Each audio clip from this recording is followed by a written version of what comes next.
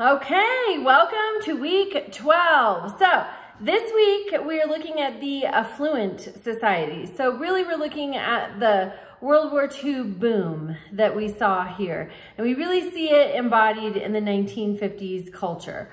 Obviously the Cold War is going on, the Korean War is going on, but the economy is booming and things are changing. So one thing we see is the baby boom, the birth rate explosion between 1946 and 1964. It started almost exactly 9 months after the end of World War II. And some historians argue that it was a desire for normalcy, a return to normalcy after the Great Depression, 2 world wars. We want to focus at home and have babies. So others argue, though, that it was a strategy to outnumber the communists.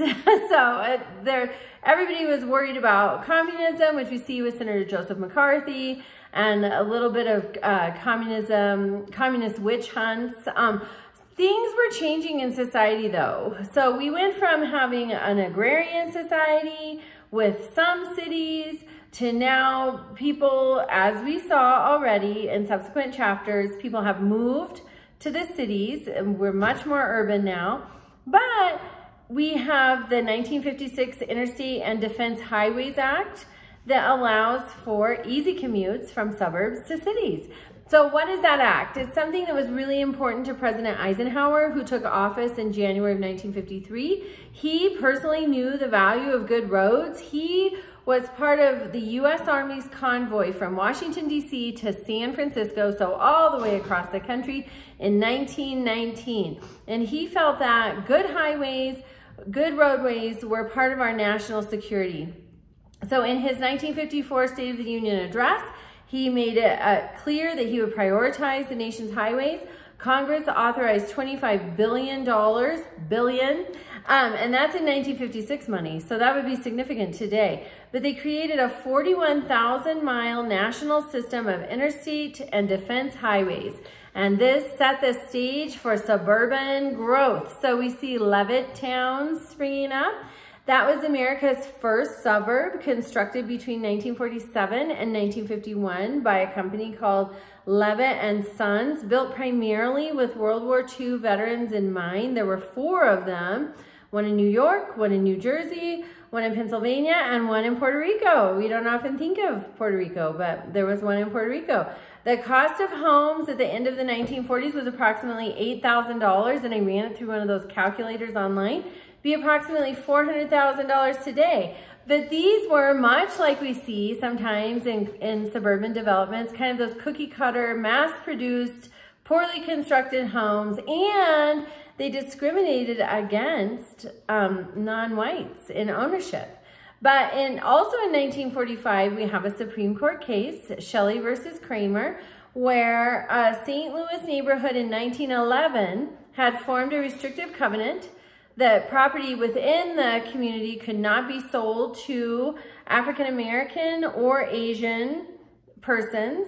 And in 1945, the Shelley family, an African American family, moved in. They bought property. And so this fight went the Shelley family had no idea about the restrictive covenant. The fight went all the way to the Supreme Court. And the Supreme Court decided that enforcing the restrictive covenant would take away from the Shelley's 14th Amendment rights, and so they were able to own their home, and it started to chip away at segregation. The Shelley versus Kramer case started to end segregation of home ownership, and so a lot of good things happened. Also in the 50s, we start to see movements toward the civil rights. Claudette Colvin, she was 9 months before Rosa Parks. She was a 15-year-old girl who refused to give up her seat on a bus in Montgomery, Alabama. So there's a lot of court cases in this unit. And so be thinking about your week 13 project, because that's what we're going to do. You're going to write a paper that's at least 2 pages, and you're going to find Article 3 in the Constitution, read it, and see if you agree that it provides for judicial power. And then you're going to find a Supreme Court case that deals with anything in our text. It can be as old as the Plessy case in 1896 It can be a new case recently, and you're going to tie it to the Constitution. So an example is Plessy versus Ferguson. The Supreme Court interpreted the 14th Amendment in a way that created the separate but equal doctrine. I would argue they interpreted it incorrectly. But, and then in Brown versus Board of Education, that's reversed. Also in week 13, you're going to look at, you're going to decide whether the case you've picked out, whether you think the court interpreted the case correctly, and tell me why or why not. I want you to have 5 sources, and this is for next week, but just to get you thinking, because we do have some Supreme Court cases in this week's reading. Sorry for the long video. This week, you're reading chapter 27, and you'll have your assignment, questions 1 through 4, and also a quiz that I will have up by Wednesday night. Have a great week, and reach out to me with questions.